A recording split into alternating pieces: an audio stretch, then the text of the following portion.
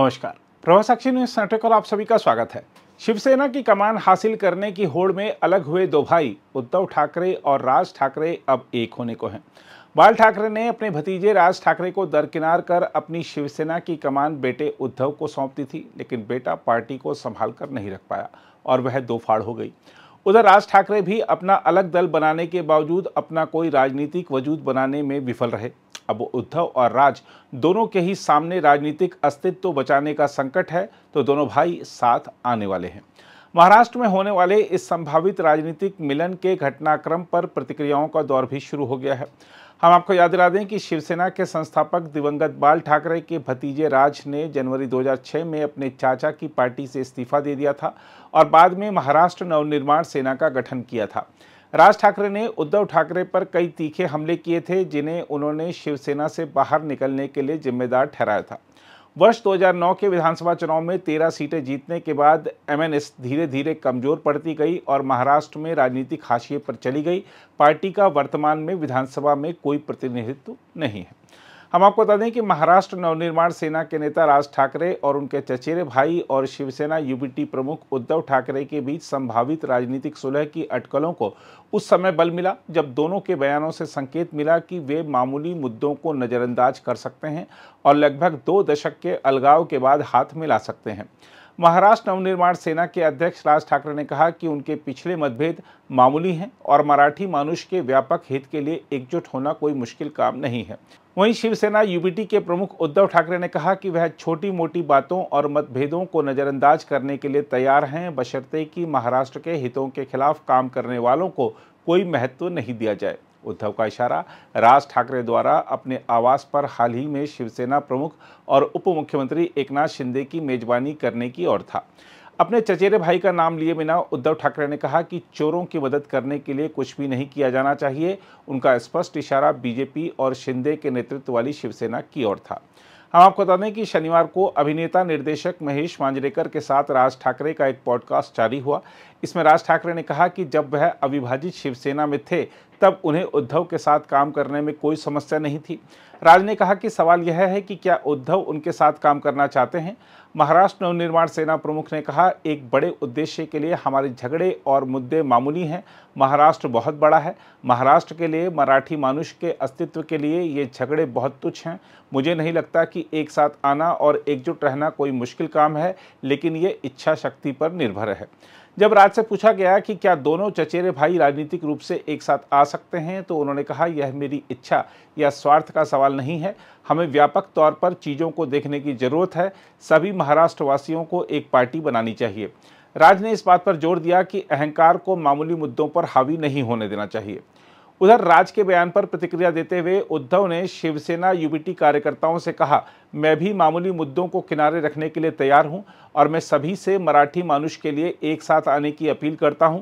उद्धव ने अपनी पार्टी के कार्यक्रम में एमएनएस अध्यक्ष का नाम लिए बगैर कहा कि अगर महाराष्ट्र के निवेश और कारोबार को गुजरात में स्थानांतरित करने का विरोध किया गया होता तो दिल्ली और महाराष्ट्र में राज्य के हितों का ख्याल रखने वाली सरकार बनती।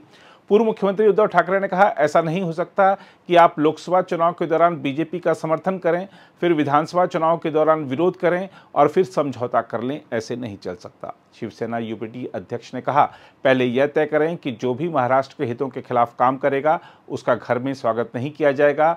आप उनके घर जाकर रोटी नहीं खाएंगे, फिर महाराष्ट्र के हितों की बात करें। हम आपको याद दिला दें कि लोकसभा चुनाव के दौरान राज ठाकरे ने प्रधानमंत्री नरेंद्र मोदी को बिना शर्त समर्थन देने की घोषणा की थी। उद्धव ठाकरे ने कहा कि वह छोटी मोटी असहमतियों को नज़रअंदाज करने के लिए तैयार हैं। उन्होंने कहा, मैं कह रहा हूं कि मेरा किसी से झगड़ा नहीं है और अगर कोई है तो मैं उसे सुलझाने को तैयार हूं, लेकिन पहले इस यानी महाराष्ट्र के हित पर फैसला करें। फिर सभी मराठी लोगों को तय करना चाहिए कि वे बीजेपी के साथ जाएंगे या मेरे साथ। उधर उद्धव और राज ठाकरे के बयान के बाद प्रतिक्रियाओं का दौर भी शुरू हो गया है। एमएनएस प्रवक्ता संदीप देशपांडे ने एक बयान में असहमति जताते हुए कहा कि 2014 के विधानसभा चुनाव और 2017 के नगर निकाय चुनाव के दौरान उनकी पार्टी का उद्धव ठाकरे के साथ खराब अनुभव रहा था, जब यह मांग जोर पकड़ रही थी कि दोनों चचेरे भाइयों को फिर से एक हो जाना चाहिए। देशपांडे ने कहा, मुझे नहीं लगता कि इतने बुरे अनुभव के बाद राज साहब ने गठबंधन का कोई प्रस्ताव दिया है। अब वे हमसे कह रहे हैं कि बीजेपी से बात ना करें, लेकिन अगर प्रधानमंत्री नरेंद्र मोदी उद्धव को बुलाएं तो वे दौड़कर बीजेपी के पास चले जाएंगे।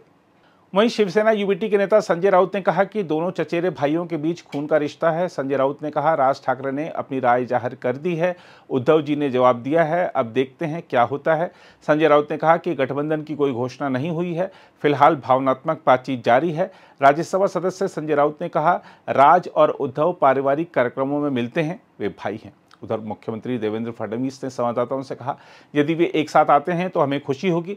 बिछड़े लोगों को एक साथ आना चाहिए और यदि उनके बीच मतभेद समाप्त हो जाते हैं तो यह अच्छी बात है। बीजेपी के महाराष्ट्र इकाई के प्रमुख चंद्रशेखर बावनकुले ने कहा, उद्धव ठाकरे के साथ हाथ मिलाना है या नहीं, यह पूरी तरह से राज ठाकरे का विशेषाधिकार है।